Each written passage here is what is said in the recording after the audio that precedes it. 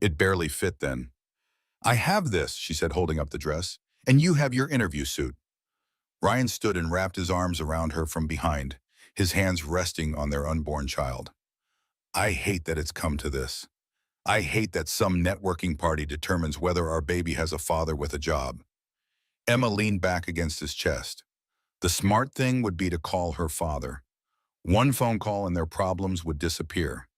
But that would mean admitting she'd been wrong to leave, wrong to think she could build a life without Carter money. "We'll make it work," she whispered. "We always do." But even as she said it, Emma felt the walls closing in. Saturday night would either save them or destroy what little pride they had left. Ryan's phone buzzed with another text from Derek. "Reminder, Saturday night is crucial for your future at Henderson. Don't disappoint." Emma closed her eyes and tried to imagine herself in that world again. The world of charity galas and designer gowns, where her father's name opened every door. She'd sworn she'd never go back. But sometimes life forces you to choose between your principles and your survival. "What if we don't belong there?" Ryan asked softly. Emma turned in his arms, seeing her own fear reflected in his eyes. "Then we'll belong to each other. That's all that matters." As they held each other in their tiny apartment, neither of them could imagine that Saturday night would change everything. Not just their financial situation, but the very foundation of who they thought they were. Saturday morning arrived gray and drizzling, matching Emma's mood perfectly. She stood in front of their cracked bathroom mirror, trying to zip up the navy dress that had fit her 3 years ago. The fabric strained across her pregnant belly, and she could barely get the zipper halfway up her back. "Ryan," she called, her voice tight with frustration. He appeared in the doorway, already struggling with his own outfit. His interview suit was wrinkled despite their best efforts with their broken iron, and the shirt collar was slightly frayed. "I can't zip this," Emma said, tears threatening. "I look ridiculous." Ryan moved behind her, gently working the zipper. "You look beautiful. You always look beautiful." But Emma could see the truth in the mirror. The dress was too small, too old, too obviously cheap. Her shoes were comfortable flats instead of elegant heels. Pregnancy had swollen her feet beyond recognition. Her hair, which she tried to style with drugstore products, looked flat and lifeless. "Look at us," she whispered. "We're going to stick out like a broken thumb." Ryan's reflection met her eyes in the mirror. His suit jacket pulled tight across his shoulders. The pants were a half-inch too short, and no amount of gel could make his hair look salon-styled. "Maybe we should just stay home," he said quietly. "Tell Derek I got sick." Emma turned to face him. "And then what? You get fired Monday, we get evicted by Friday, and our baby is born into homelessness?" The harsh reality hung between them like a weight. They'd calculated it down to the penny, Uber to the hotel, Uber back, maybe enough left over for a small tip.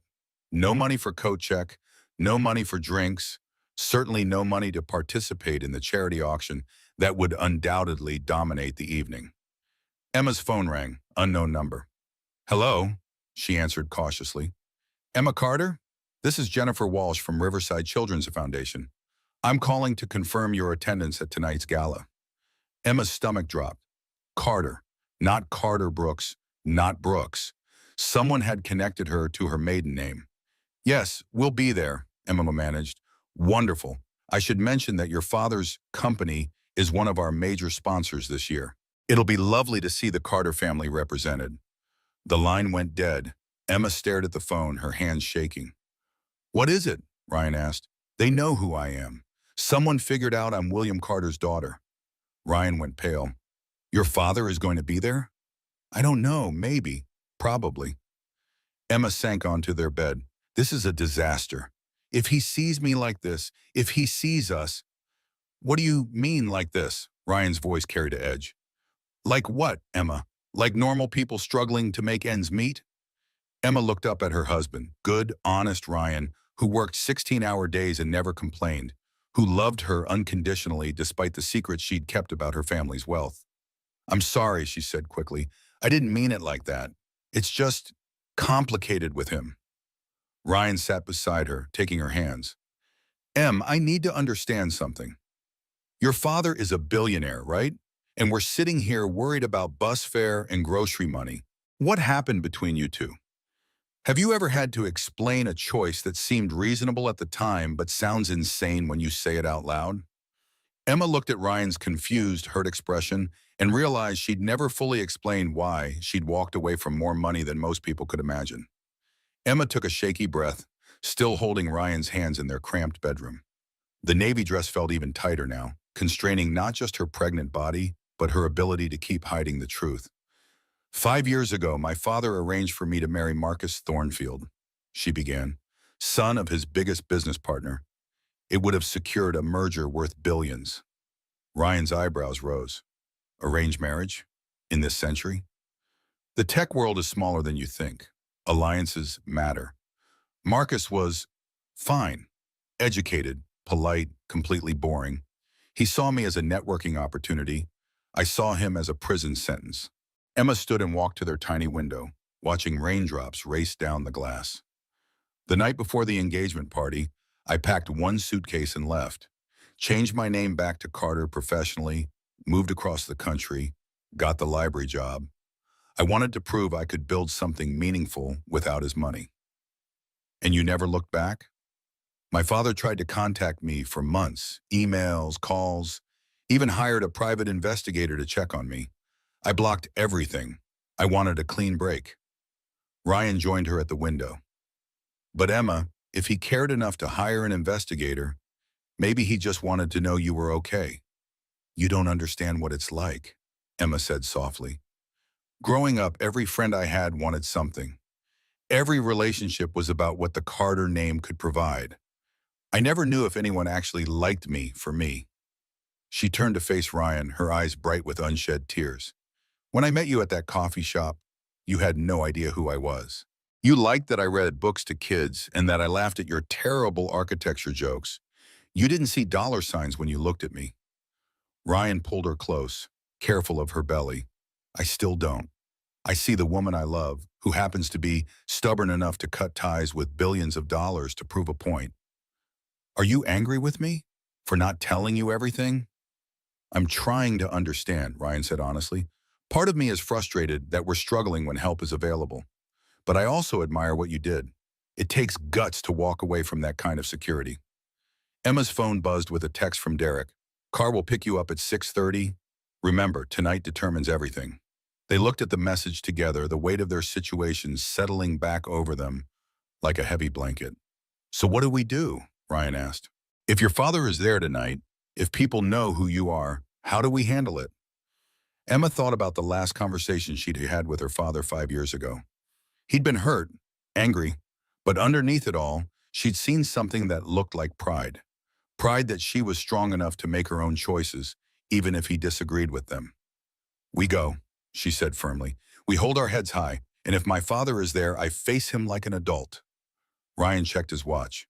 3 hours to go. Emma looked at their reflection in the window, him in his too tight suit, her in her too small dress, both of them scared and trying to be brave for each other. Ryan, I need you to promise me something.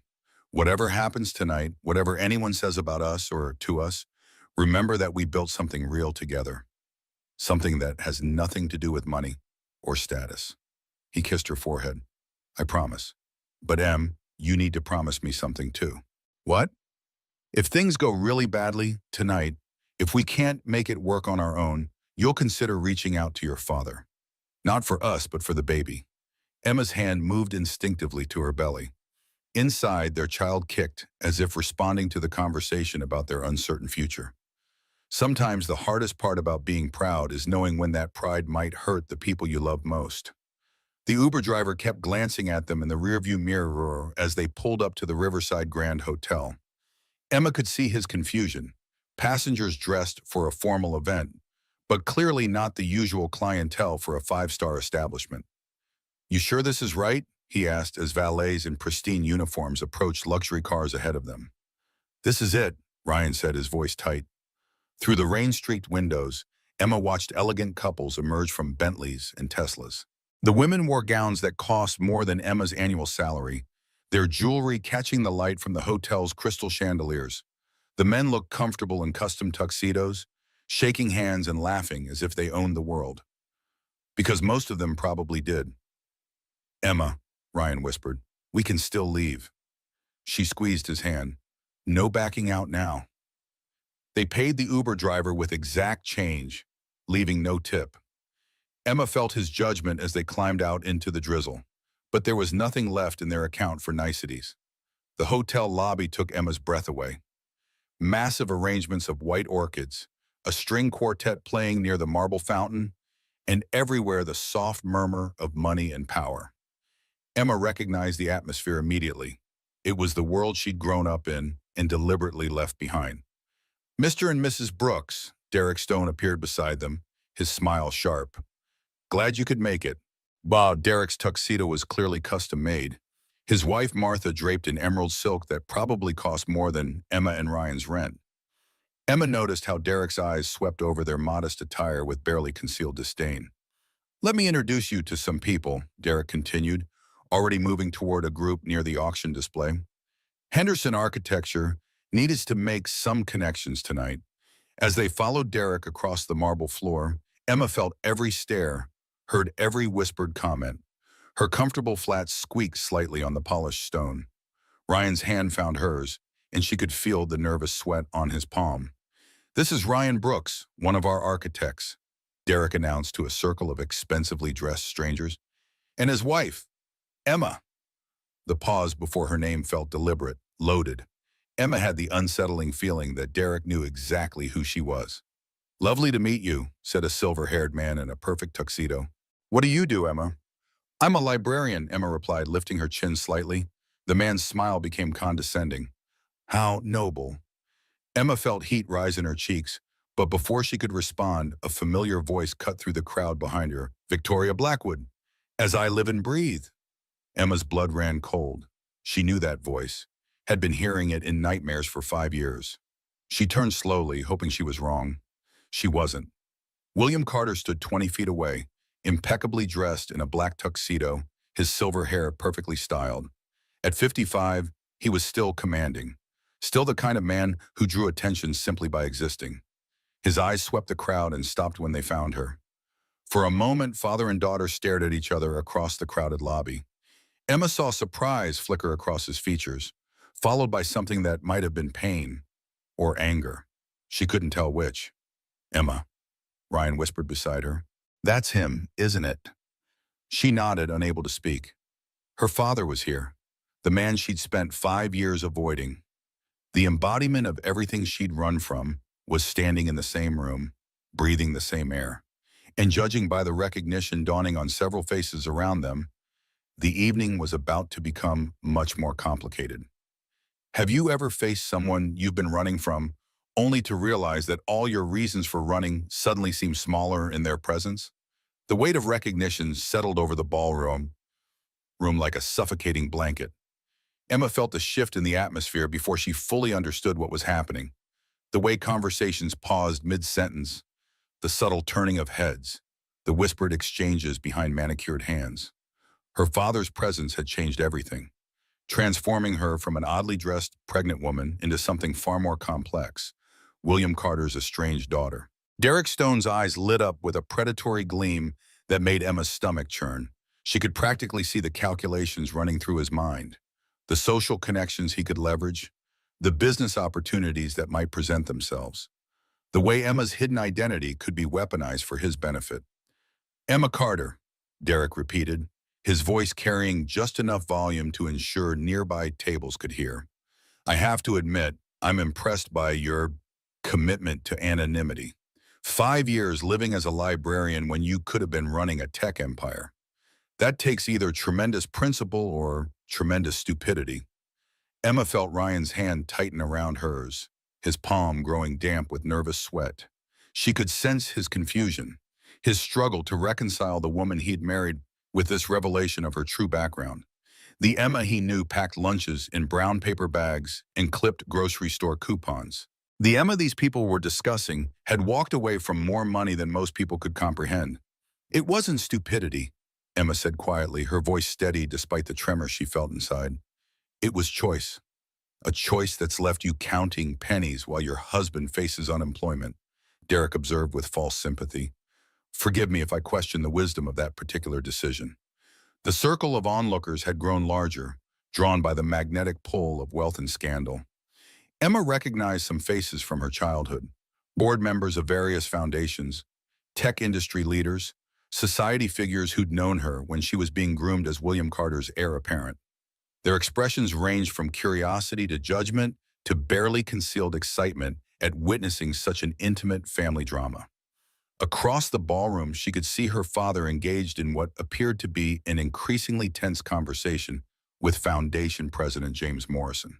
William's body language was controlled but tight, his attention clearly divided between his official responsibilities and the spectacle unfolding around his daughter. Emma knew that look. It was the same controlled fury he displayed during hostile board meetings, the calm before a devastating corporate storm. "You know," said Margaret Wellington, a woman Emma remembered from countless charity events of her youth, "I always wondered what happened to you, dear. One day you were being fitted for your engagement dress. The next you'd simply vanished."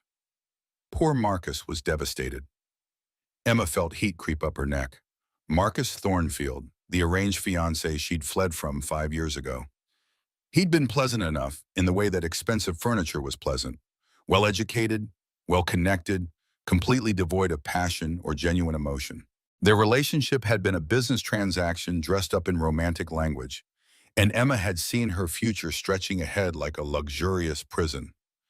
"Marcus recovered quite well," Emma replied evenly. "Last I heard, he'd married someone far more suitable to his needs." "Yes, Priscilla Ashworth," Margaret confirmed with a knowing smile. "Lovely girl, very amenable to family expectations. Her father's pharmaceutical company merged beautifully with the Thornfield Holdings." The subtext was clear. Emma had disrupted not just a marriage, but a business deal worth hundreds of millions. Her personal rebellion had cost multiple families significant profit, and the society crowd surrounding her hadn't forgotten. Ryan shifted uncomfortably beside her, and Emma could feel his growing unease.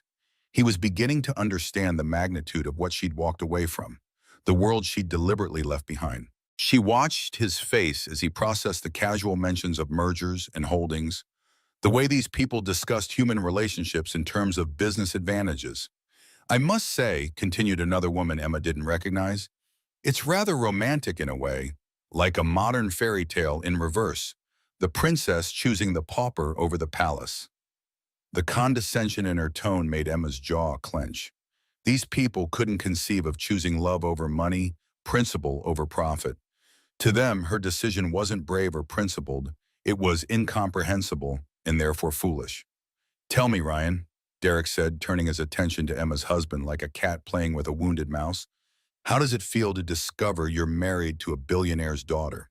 Does it change your perspective on your current financial difficulties?" Ryan's face flushed red, but his voice remained steady. "It doesn't change anything. I fell in love with Emma, the librarian, not Emma the heiress. Her family's money was never part of our equation." "How admirably naive," Derek chuckled. "Though I wonder if you'll maintain that perspective when the eviction notice arrives." Emma felt a surge of protective fury. Derek was deliberately humiliating Ryan, using their financial struggles as entertainment for the crowd. She started to speak, but a new voice cut through the conversation like a blade. "Well, well, little Emma Carter, playing dress-up with the common people." Victoria Blackwood had arrived like a perfectly coiffed storm system, her presence immediately commanding attention. At 45, Victoria embodied everything Emma had fled from: old money combined with new cruelty, beauty maintained through expensive procedures, and a social confidence that came from never having faced genuine hardship. Victoria's black gown was museum quality, her jewelry probably worth more than most people's houses. But it was her smile that made Emma's blood run cold, sharp, calculating, and absolutely merciless. "Victoria," Emma said carefully, remembering her mother's long-ago lessons about maintaining composure under attack, "you look exactly the same." "Flattery will get you nowhere, darling," Victoria replied with a laugh that sounded like breaking crystal. "Though I must say you've certainly changed. Pregnancy suits you, though I question the timing. Couldn't wait until your husband had job security?" The insult hit its mark perfectly. Emma felt the words like physical blows, each one calculated to cause maximum damage in front of the largest possible audience. Victoria was a master of social warfare, trained from childhood in the art of delivering devastating cuts wrapped in polite language. Our timing is perfect, Emma replied, lifting her chin slightly. We wanted our child to be born from love, not calculation. How wonderfully romantic, Victoria's smile grew sharper. Though I wonder if romance will pay for diapers and doctor bills. Love doesn't keep the lights on, does it? Emma could feel the crowd's attention like a physical weight. Some faces showed genuine discomfort with Victoria's cruelty, but others displayed the hungry fascination of people watching a car accident. This was entertainment for them, a real-life soap opera playing out at their charity gala. Ryan stepped closer to Emma, his presence solid and reassuring. My wife and I are perfectly capable of providing for our family, he said firmly. Victoria's laugh was musical and vicious. Oh, the struggling architect speaks. How refreshing to hear such confidence from someone whose boss is looking for reasons to fire him. Emma watched Derek's satisfied smirk and realized this was orchestrated. Victoria and Derek were working together, using Emma's revelation as an opportunity to destroy both her and Ryan in front of the most influential people in the city. You know what I find most fascinating, Victoria continued, accepting a glass of champagne from a passing server, is the sheer selfishness of your choices, Emma. You had the opportunity to use your family's resources to do tremendous good in the world. And instead you chose to, what? Prove a point? Meanwhile, your husband loses his job, your child will be born into poverty, and your father loses his only heir. Each word was precisely chosen, designed to make Emma question every decision she'd made over the past 5 years. Victoria was attacking not just Emma's current situation, but the fundamental principles that had guided her life since leaving home. I am doing good in the world, Emma said quietly. Every day I help children learn to read. I run programs that bring literacy to families who can't afford private tutors or expensive schools. That's not selfish, that's necessary. How noble, Victoria's voice dripped with false admiration, and how utterly insignificant. Do you know what your father's foundation accomplished last year? They built 12 schools in underserved communities, funded literacy programs in 47 states, and provided educational resources to over 2 million children. But please tell us more about your little story time sessions. The words hit like arrows, each one finding its mark. Emma felt the magnitude of what she'd walked away from, not just personal wealth, but the power to make massive positive change in the world. How many children could have been helped with resources she'd rejected out of pride? Emma does more with her limited resources than most people do with unlimited ones, Ryan said fiercely. She doesn't just write checks. She shows up every day and makes a difference in real children's lives. How touching. Victoria turned her attention to Ryan like a serpent, focusing on new prey. The devoted husband defending his pregnant wife's minimum wage job. I'm sure that loyalty will be very comforting when you're both unemployed and homeless. Emma felt tears threatening and fought them back with everything she had. She would not give Victoria the satisfaction of seeing her break down. But the stress was taking its toll. She could feel the baby responding to her elevated heart rate, shifting restlessly in her womb. You know what I think happened here, Victoria continued, her voice carrying clearly across the increasingly quiet ballroom, is that little Emma threw a tantrum when she couldn't have exactly what she wanted. She couldn't handle the responsibility that comes with real wealth and power, so she ran away to play house with the first man who paid attention to her. That's not true, Emma said, but her voice sounded weak even to her own ears. Isn't it? Victoria's smile was triumphant. Because from where I'm standing, you look like a woman who traded away her family's legacy, her father's love, and her child's future because you were too immature to handle adult responsibilities. The ballroom had gone almost completely silent now, the normal dinner conversation replaced by the magnetic pull of social combat. Emma could feel hundreds of eyes on her, could sense the phones being discreetly positioned to capture this moment for social media posterity. Across the room, she saw her father rising from his seat, his face dark with the controlled anger. But the distance between them felt infinite, 20 feet that might as well have been 20 years of separation and misunderstanding. Tell me, Emma, Victoria said, moving in for what was clearly intended to be the killing blow. When your child asks why they grew up poor while their grandfather is worth billions, what will you tell them? That mommy's pride was more important than their future? The question hung in the air like a poison cloud, because underneath all her justifications and principles, Emma couldn't shake the fear that Victoria might be right. Had her desire for independence condemned her child to unnecessary hardship? Was her stubborn pride really worth more than her family's security?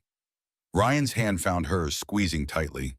When she looked at him, she saw not judgment or doubt, but fierce, unwavering love. He knew exactly who she was and why she'd made her choices, and he stood by her completely. "I'll tell them," Emma said, her voice growing stronger, "that their mother chose love over convenience, authenticity over appearances, and meaning over money. I'll tell them that real wealth isn't measured in dollars. It's measured in the lives you touch and the principles you refuse to compromise." For a moment, Victoria's mask slipped, revealing something that looked almost like respect, but it was quickly replaced by renewed venom. "How inspirational," Victoria said. "I'm sure that philosophy will be very comforting when you're explaining why you can't afford their college tuition." That was the moment Emma felt something shift inside her, not just emotionally, but physically. A sharp pain shot across her lower abdomen, followed by another. The stress, the confrontation, the emotional upheaval, it was all too much for her pregnant body to handle. Emma gasped, her hand flying to her belly as another contraction gripped her. This wasn't the mild discomfort she'd been experiencing for weeks. This was urgent, demanding, impossible to ignore. "Emma?" Ryan's voice was sharp with concern. "What's wrong?" "I think," Emma's voice was breathless with pain and fear, "I think we need to get to the hospital. Now." The ballroom erupted into concerned murmurs and urgent whispers. Victoria stepped back, her triumph suddenly replaced by what looked like genuine alarm. Across the room, William Carter was already moving toward them, his face pale with fear for his daughter and unborn grandchild. Sometimes the body has its own way of ending confrontations that the mind can't escape. As Emma felt another wave of pain wash over her, she realized that all of Victoria's cruel words, all the social posturing and public humiliation, meant nothing compared to the safety of her child. The rest, the money, the family drama, the society gossip, could wait. Right now there was only one thing that mattered: getting to the hospital before it was too late. The ride to Mercy General Hospital passed in a blur of sirens, flashing lights, and Emma's increasingly urgent contractions. Ryan held her hand in the back of the ambulance, his face pale with fear as he watched his wife struggle with each wave of pain. The EMT monitoring Emma's vital signs kept stealing glances at the man riding with them, William Carter himself, who had insisted on accompanying his daughter despite protests about space limitations. "Try to breathe through it," the EMT instructed as another contraction gripped Emma. "We're almost there." Emma focused on Ryan's eyes, using them as an anchor against the storm of physical pain and emotional chaos. 20 minutes ago, she'd been defending her life choices at a charity gala.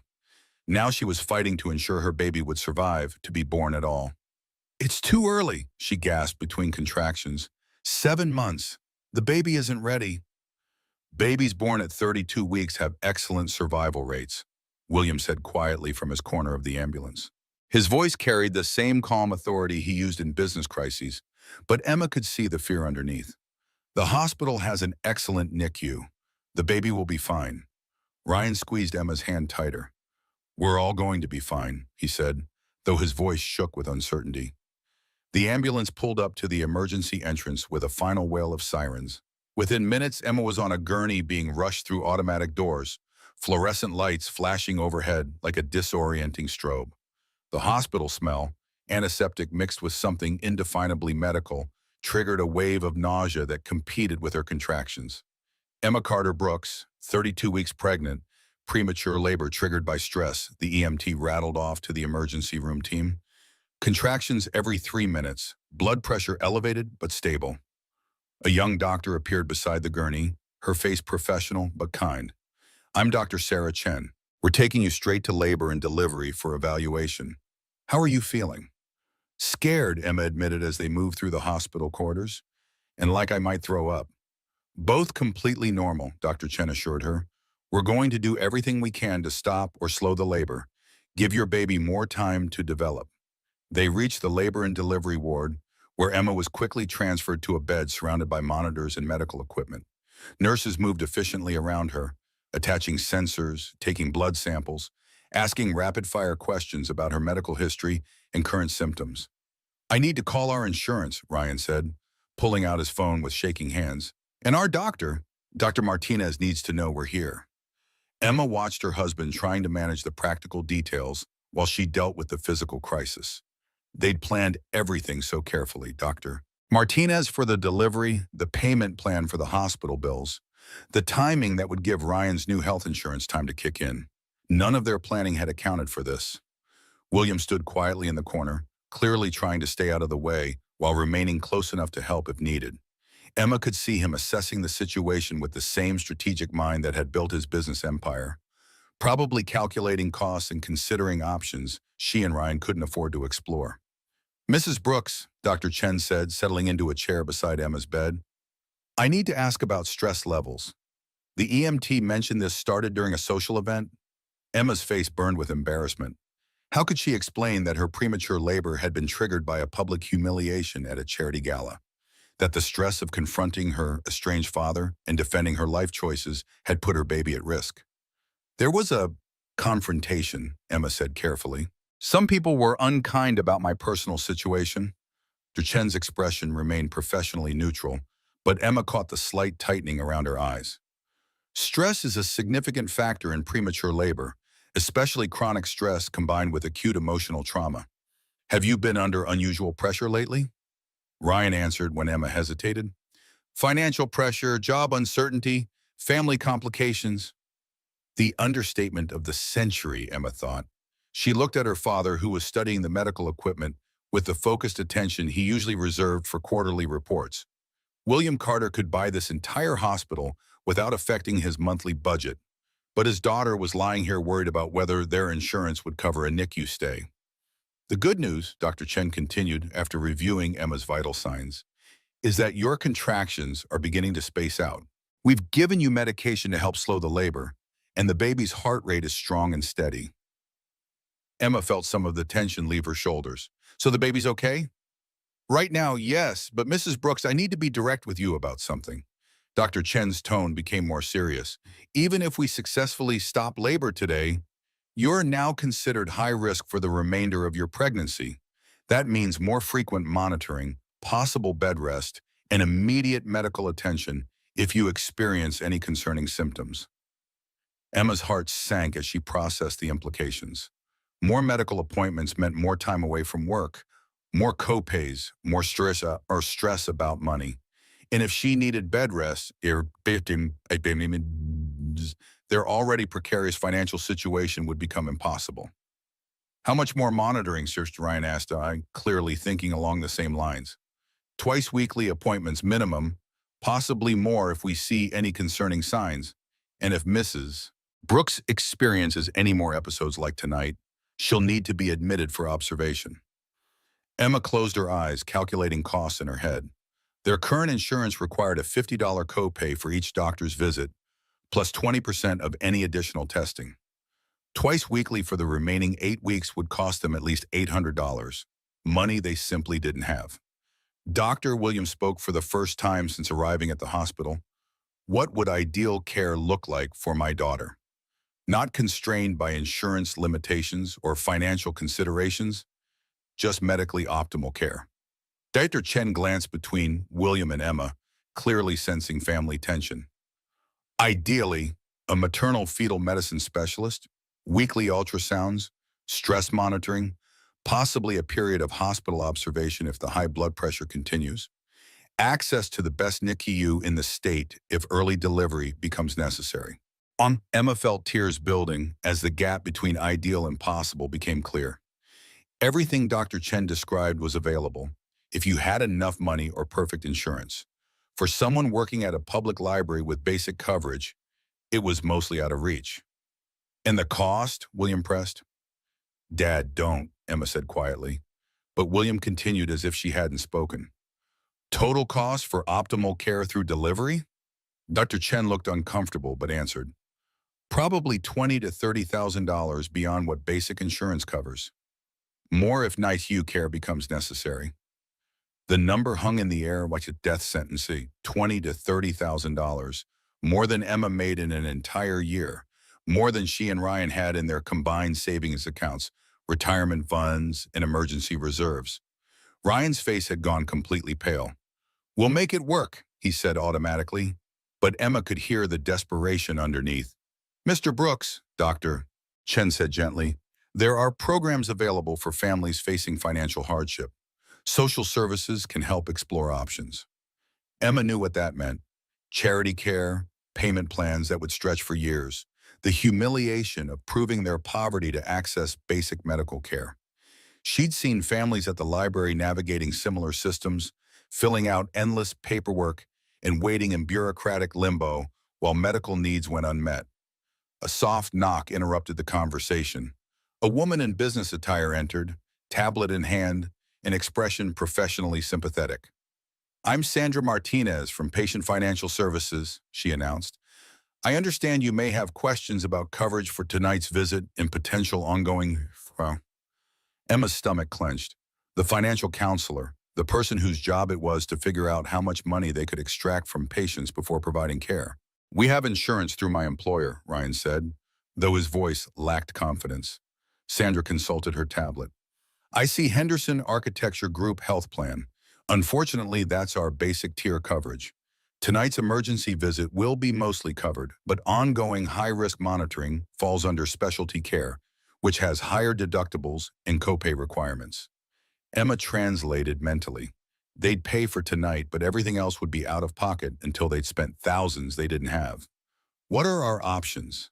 Emma asked, though she dreaded the answer. "Well, you can certainly receive care here and work out a payment plan. We're very flexible about monthly arrangements. Or you might consider the county hospital, which has more robust programs for uninsured and underinsured patients." County Hospital. Emma had volunteered there during college, understaffed, overwhelmed, providing adequate care to people who couldn't afford better. It wasn't that the doctors weren't skilled, but the resources were limited, the waits were long, and high-risk pregnancies weren't exactly their specialty. William cleared his throat. "Ms. Martinez, if cost weren't a factor, what would you recommend for my daughter's care?" "Dad, please stop," Emma said more firmly. But Sandra's eyes had sharpened with interest. She'd clearly recognized the name Carter and was recalculating the situation. "Mr. Carter, if cost isn't a concern, Dr. Elizabeth Morrison is our top maternal fetal medicine specialist. She has privileges here and at University Medical Center, which has the region's premier NICU. For someone in your daughter's situation, De Morrison would provide the absolute best possible care." Emma felt the familiar trap closing around her. The best care was available for William Carter's daughter. Not for Emma the librarian or Ryan the architect, but for the heiress who'd walked away from her inheritance. "That won't be necessary," Emma said, her voice sharper than intended. "We'll manage with our regular doctor and the resources we can afford."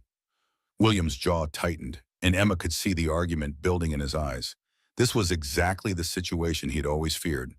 His stubborn daughter's pride putting her in danger. "Emma," he said carefully, "this isn't about pride anymore. This is about your health and the baby's safety." "It's about the same thing it's always been about," Emma replied, "whether I can live my life on my own terms or if everything ultimately comes back to your money." Ryan looked between his wife and father-in-law, clearly torn between wanting the best possible care for Emma and respecting her principles. "Can you give us a few minutes?" Ryan asked Sandra, who nodded and quietly left the room. Dr. Chen also excused herself, promising to return shortly with test results. The room fell silent except for the steady beeping of monitors and the distant sounds of hospital life in the corridor. Emma lay in the narrow bed, feeling the weight of her baby pressing against her ribs, and tried to figure out how they'd gotten to this point. 6 hours ago, she'd been reading to children at the library, secure in her choices and confident in her principles. Now she was facing the possibility that those same principles might compromise her child's health and future. Ryan said quietly, "maybe your dad has a point. Maybe this is bigger than what we can handle on our own." Emma looked at her husband's worried face, then at her father's controlled expression. Both men loved her, both wanted what was best for her and the baby. But accepting help meant admitting that 5 years of independence had been an illusion. that she'd only been free to make her own choices because she'd never faced a crisis too big to handle without family money. The baby kicked hard against her ribs, as if weighing in on the conversation. Emma placed her hand on her belly, feeling the strong, steady movement of the child who would soon need more than love and good intentions to thrive in the world. Sometimes the most principled choice is knowing when to set your principles aside for something more important than your pride. The silence in the hospital room stretched like a taut wire ready to snap under the weight of unspoken fears and stubborn pride. Emma stared at the ceiling tiles, counting the small holes in the acoustic panels, while her father and husband exchanged meaningful looks she pretended not to notice. The medication Durchen had given her was working. The contractions had slowed to minor twinges, but the emotional storm inside her head was far from over. "I need some air," Ryan announced suddenly, standing from his chair beside Emma's bed. "I'm going to find the cafeteria. Maybe call my mom and let her know what's happening." Emma knew it was an excuse to give her and William privacy, but she appreciated Ryan's emotional intelligence. Some conversations required space to breathe, and this was definitely one of them. After Ryan left, father and daughter regarded each other across the sterile hospital room. William had removed his tuxedo jacket and rolled up his shirt sleeves, making him look less like a billionaire tech mogul and more like the worried father he was. Emma could see the exhaustion around his eyes, the way his usually perfect posture had softened with relief that she and the baby were stable. "You know," William said finally, settling back into the visitor's chair, "when you were little, you used to get the same stubborn expression when you were determined to do something difficult by yourself. You insisted on tying your own shoes, even though it took you 20 minutes, and you'd usually end up crying in frustration." Emma smiled despite herself. "Mom used to hide my shoes with laces just to avoid the daily battle." "Your mother was wiser than both of us," William said softly. "She knew when to let you struggle and when to step in and help." The mention of Emma's mother, dead for 3 years now from cancer that all their money couldn't cure, shifted something in the atmosphere. Margaret Carter had been the bridge between William's driven ambition and Emma's fierce independence, the one person who could manage both their strong personalities. "I miss her every day," Emma said quietly, "especially now with the baby coming. I keep thinking about all the things she won't be here to see." William's eyes grew bright with unshed tears. She would have been so excited about being a grandmother. She would have spoiled this baby absolutely rotten. "And she would have handled tonight better than either of us," Emma added. "She would have known exactly what to say to make this situation make sense." William nodded, then leaned forward slightly. "Emma, can I tell you what your mother would have said about tonight?" Emma hesitated, not sure she wanted to hear her father's interpretation of her mother's wisdom. But curiosity won over caution. "She would have said," William continued, "that love is more important than pride, but it's also more complicated. She would have pointed out that sometimes the most loving thing you can accept help, even when accepting it feels like admitting defeat." Emma felt fresh tears building. "But Dad, you don't understand what it was like growing up in your world. Every friend I had wanted something from our family. Every invitation was really about business connections. Every relationship was transactional." "I know," William said simply, "and I'm sorry for that. I'm sorry that my success made your childhood complicated in ways I didn't fully understand at the time." Emma looked at her father with surprise. She'd expected him to defend his choices, to minimize her concerns the way he had during their arguments 5 years ago. "When you left," William continued, "I was angry, hurt. I felt like you were rejecting everything I'd worked to build, everything I'd hoped to leave you." "I wasn't rejecting you," Emma said, though even as she spoke, she wondered if that was entirely true. "I was trying to find out who I was when I wasn't William Carter's daughter." "And what did you discover?" Emma thought about the past 5 years, the satisfaction of helping children learn to read, the deep contentment of building a life with Ryan, the pride of supporting herself through meaningful work. But she also thought about the constant financial stress, the way poverty narrowed options and created its own kind of prison. "I discovered that I'm stronger than I thought," she said finally, "but also that being independent is harder than I imagined, and maybe more expensive than I can afford." William smiled, the first genuine smile she'd seen from him all evening. "Your mother always said you inherited my stubborn streak, but her generous heart." She said it would either make you incredibly successful or incredibly frustrated. Right now, I'm feeling pretty frustrated, Emma admitted. A soft knock interrupted their conversation. Dr. Chen returned with a tablet full of test results in a more relaxed expression. Good news, she announced. Your labs look excellent. The baby's heart rate is perfect, and the contractions have stopped completely. I think we successfully interrupted the premature labor. Emma felt a wave of relief so intense it left her dizzy. So the baby's okay? The baby is fine. But Mrs. Brooks, I meant what I said earlier about being high risk for the remainder of your pregnancy. Tonight was a warning. If we don't manage your stress levels and monitor you closely, this could happen again. And next time we might not be able to stop it. Emma nodded, though the practical implications of close monitoring still made her stomach churn. Ryan returned just as Dr. Chen was explaining the discharge process and follow-up care requirements. How are we doing? He asked, sliding back into his chair and taking Emma's hand. Better, Snee, Emma replied. The baby's okay and I can go home tonight. With strict instructions for rest and stress management, Dr. Chen added, and I want to see you in my office Monday morning to discuss ongoing care with a specialist. After Dr. Chen left, the three of them sat in another stretch of silence.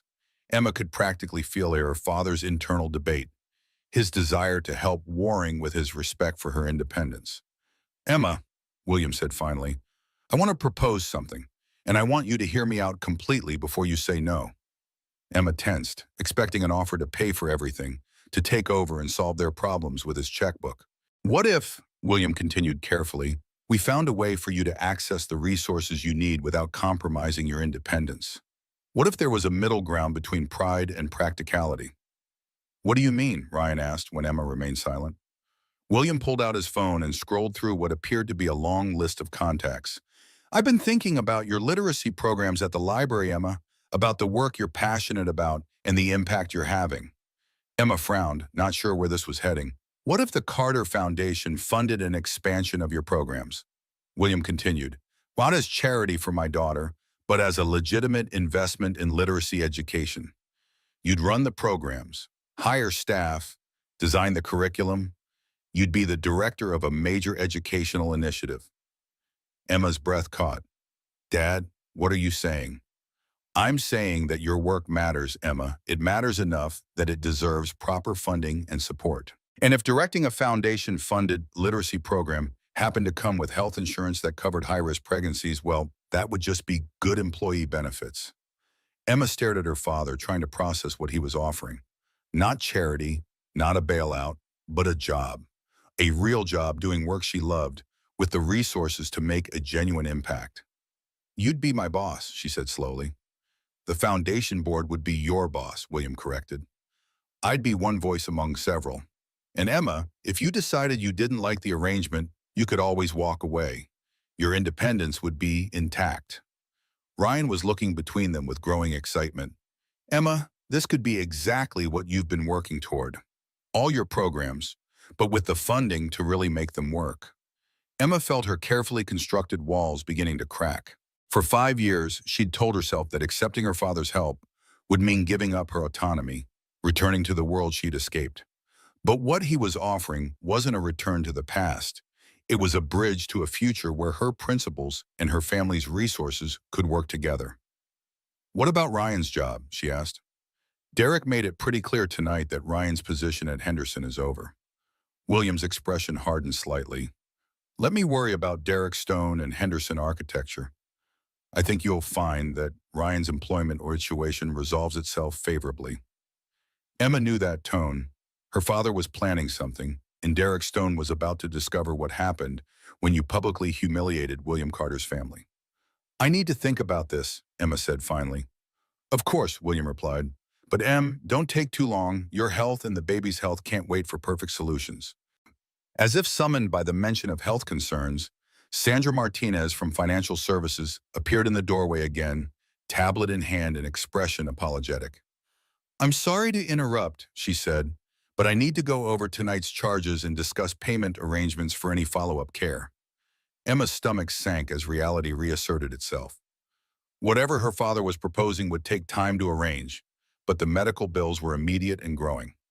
Actually, William said, standing and pulling out his wallet, I'd like to take care of tonight's expenses. Consider it a grandfather's prerogative. Dad, no, Emma started to protest. Emma, William interrupted gently, your mother would have my head if I let financial concerns interfere with your medical care. Let me do this one thing, please. Emma looked at her father's face, worried, loving, and determined to protect his family in the only way he knew how. She thought about her mother, who had always been able to balance pride with practicality, principle with love. Okay, she said quietly. Thank you. William's smile was radiant as he followed Sandra out to handle the financial arrangements. Emma watched him go, feeling something shift inside her chest. Not surrender, but the beginning of a new understanding. You okay? Ryan asked, squeezing her hand. Emma thought about the question. Was she okay? Her father was back in her life, her carefully maintained independence was cracking, and she was facing the reality that love sometimes meant accepting help you didn't want to need. I think I'm starting to be okay, she said finally. For the first time in a long time, I think I might actually be okay. Sometimes the bravest thing you can do is let the people who love you help carry the weight you've been carrying alone. The hospital room was quiet except for the steady beeping of monitors and the soft murmur of voices in the hallway. Emma lay propped up on pillows, her hand resting on her belly, while Ryan dozed in the uncomfortable chair beside her bed. The stress-induced contractions had stopped after several hours of monitoring, but the doctors wanted to keep her overnight for observation. A soft knock on the door made her look up. William Carter stood in the doorway, looking uncertain, an expression Emma had never seen on her father's face before. May I come in? He asked quietly. Emma nodded, and William entered, carrying a small bouquet of daisies, her favorite flowers as a child. Not the elaborate arrangements he could afford, but simple flowers that meant he remembered. How are you feeling? He asked, taking a seat in the second visitor chair. Better, scared but better. Emma's voice was hoarse from crying and exhaustion. The baby's okay. That's what matters. William nodded, his eyes filling with relief. When I saw you collapse at the gala, He trailed off, running a hand through his silver hair. I realized I've wasted 5 years being stubborn and hurt, instead of making sure my daughter was safe and happy. Emma felt tears threatening again. Dad, I'm sorry I left the way I did. I should have talked to you instead of just disappearing. No, William said firmly. You were right to leave. I was trying to control your life, treating you like a business asset instead of my daughter. The arranged marriage, the pressure to join the company. I thought I was protecting your future, but I was stealing your choice. They sat in comfortable silence for a moment. 5 years of hurt and misunderstanding settling between them like dust being swept away. Can you tell me about him? William asked, glancing at Ryan's sleeping form. Your husband? Emma's face softened as she looked at Ryan. His name is Ryan Brooks. He's an architect, designs affordable housing. He's kind and funny, and he makes me laugh even when I'm crying. He has no idea how to network or schmooze, but he can draft building plans that would make you weep with their beauty. And he doesn't know who you are, really.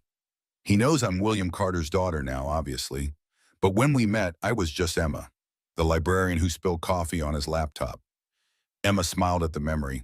He asked me out because I recommended a book he ended up loving, not because he wanted access to Carter money.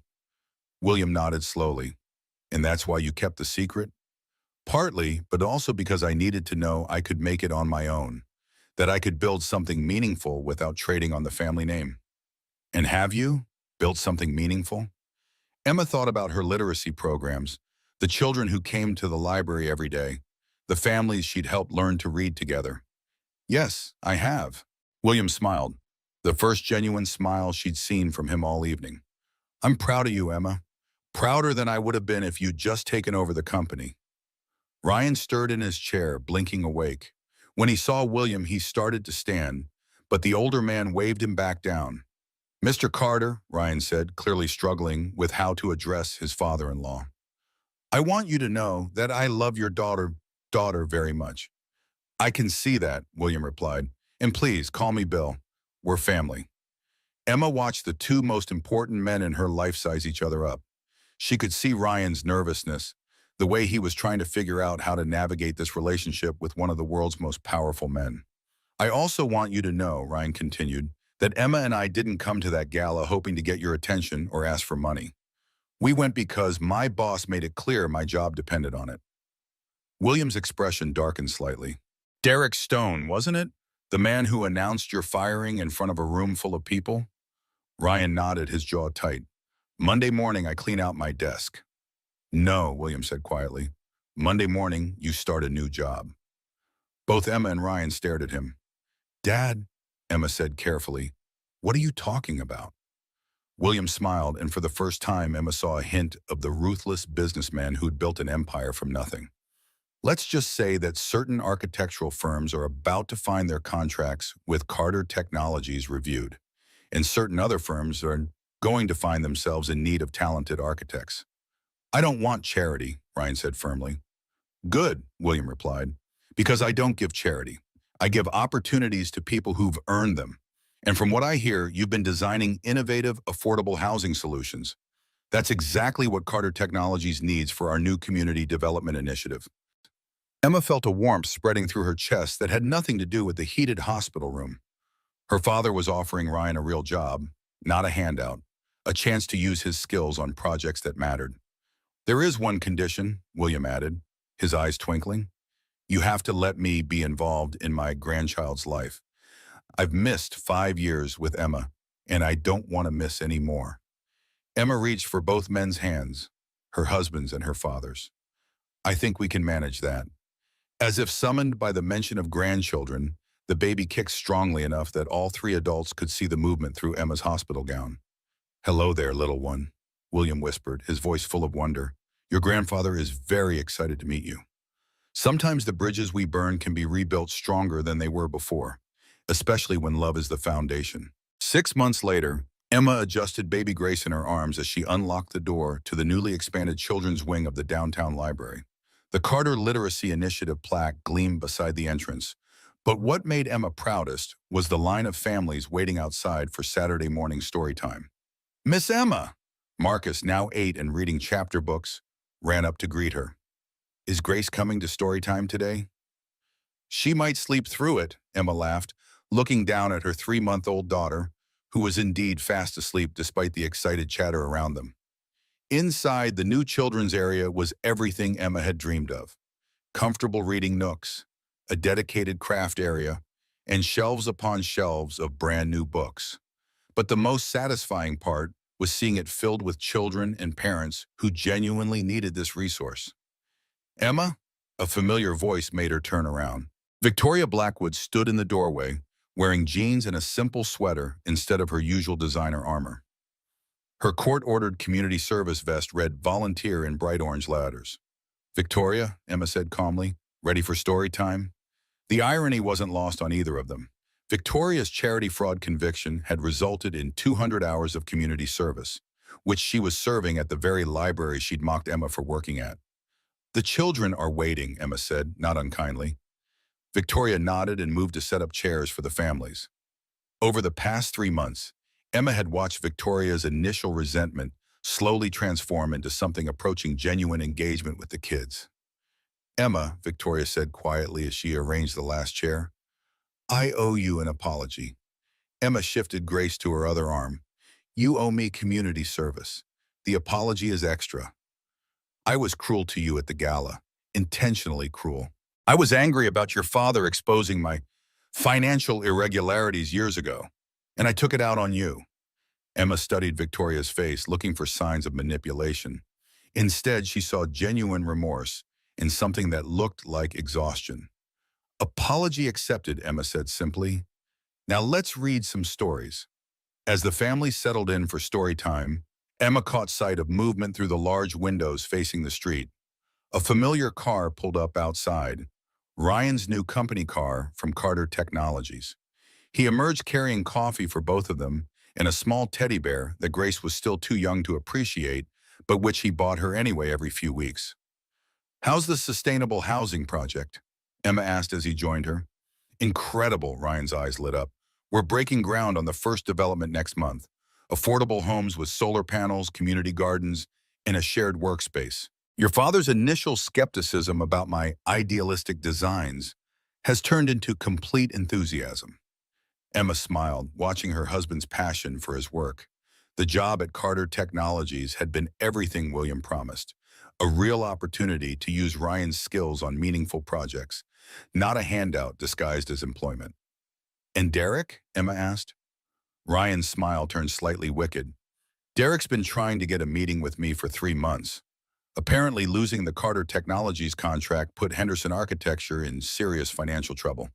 Through the window, Emma could see Derek Stone himself sitting in his car across the street, presumably working up the courage to come inside and ask for Ryan's help securing new contracts. "Are you going to meet with him?" "Eventually, Ryan, Ryan said, "but when I'm ready, and when he's ready to treat people with respect instead of as expendable resources." Emma's phone buzzed with a text from her father. "Running late to story time. New grandfather privileges revoked if I miss another one." Emma laughed, showing Ryan the message. Her father had become the most devoted grandfather imaginable, showing up to every library event and spoiling Grace with age-appropriate educational toys. "Places, everyone," Emma called to the families gathered in the reading circle. "Today we're reading The Little Engine That Could." As she opened the book, Emma looked around the room filled with children, parents, and yes, even Victoria Blackwood helping a shy toddler find a seat. Outside, Derek waited in his car, humbled and hoping for a second chance.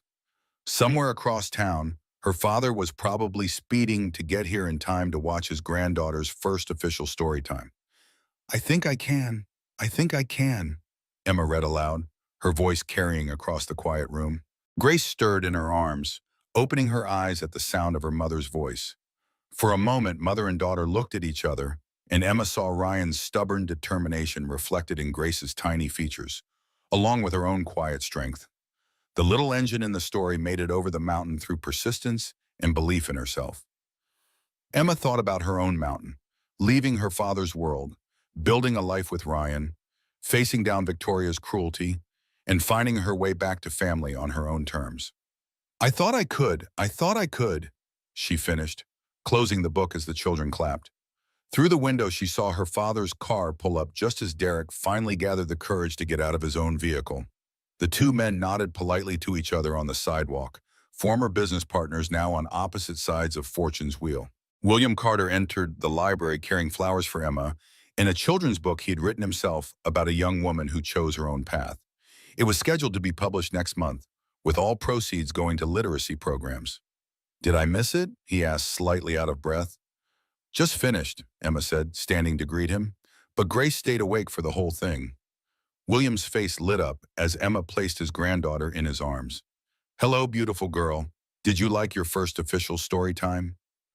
Grace gurgled contentedly, one tiny fist grasping her grandfather's finger. "She's going to be a reader," William declared confidently. "I can tell." Emma looked around the library that had become more than just her workplace. It had become her mission, her community, her proof that meaningful work mattered more than easy money.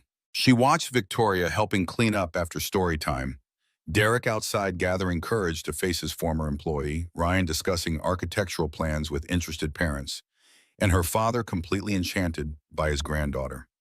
Sometimes the best revenge isn't revenge at all. Sometimes it's building something so beautiful that your critics can't help but want to be part of it. "What do you think, Grace?" Emma whispered to her sleeping daughter, ready to change the world one story at a time.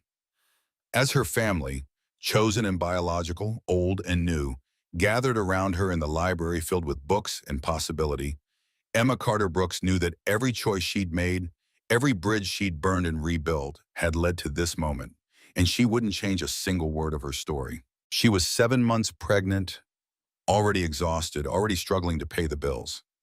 But that night at the most powerful charity gala in the city, everything collapsed. Laughter, insults. A glass of red wine poured down her dress as the entire room watched. Her husband's career hung by a thread, and the crowd wanted to see her break.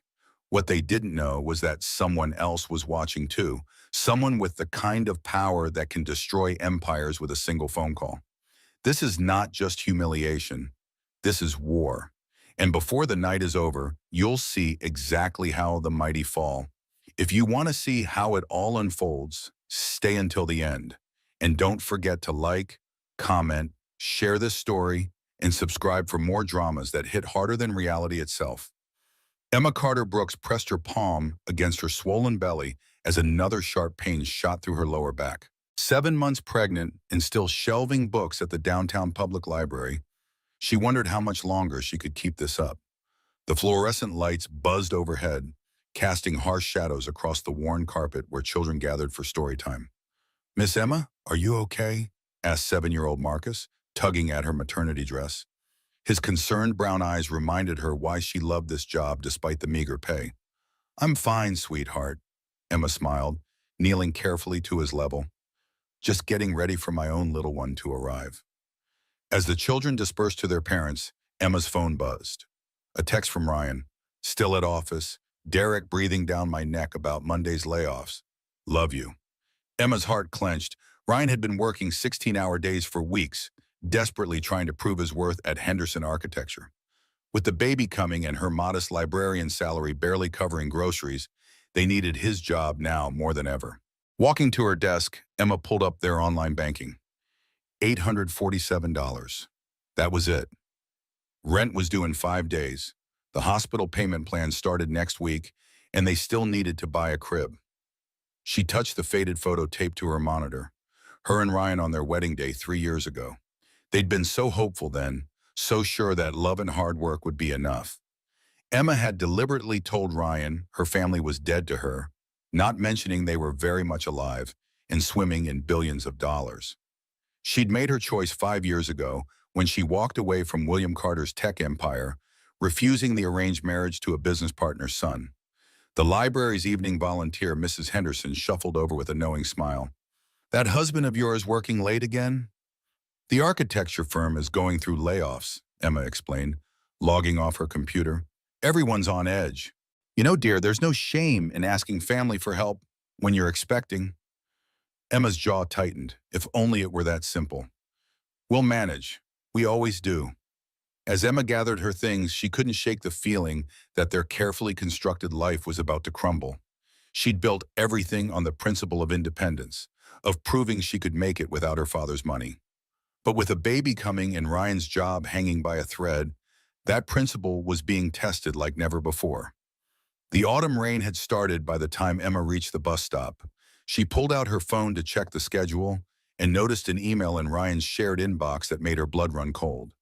The subject line read, "Henderson Architecture Holiday Gala Mandatory Attendance." Have you ever had to choose between your values and your survival? That moment when doing the right thing might cost you everything you've worked for. Emma stared at that email invitation, knowing it represented either salvation or destruction for their little family. Ryan Brooks loosened his tie as he climbed the stairs to their cramped one-bedroom apartment. The building's elevator had been broken for 3 months, and by the 7th floor, his legs felt like lead. Through their thin door, he could hear Emma humming softly, probably reading to the baby. "Hey, beautiful," he called, dropping his laptop bag with a heavy thud. Emma looked up from her rocking chair, one hand on her belly. "How bad was it today?" Ryan collapsed onto their second-hand couch, running his hands through his hair. "Derek called another meeting. 3 more people got their notice. I'm pretty sure I'm next unless—" He trailed off, pulling out the printed email. "Unless we go to this thing." Emma read the elegant invitation twice. "The Riverside Children's Foundation Gala. That's this Saturday." Derek was very clear, Ryan said bitterly. "Show up, schmooze with potential clients, prove I'm worth keeping around, or clean out my desk Monday morning." Emma studied the guest list attached to the email. Her father's name wasn't on it, but she recognized several others from her privileged childhood. Victoria Blackwood, the charity queen who'd once tried to set Emma up with her nephew. Derek Stone, who'd probably paid a fortune for his table. "We can't afford this," Emma said quietly. "The tickets alone are $500 per person. Derek's covering our table." "But Ryan's voice cracked, and "Look at us. Look at this place. How are we supposed to fit in with those people?" Emma walked to their tiny closet and pushed aside Ryan's work shirts. In the back hung a single formal dress, navy blue, bought for their wedding reception 3 years ago.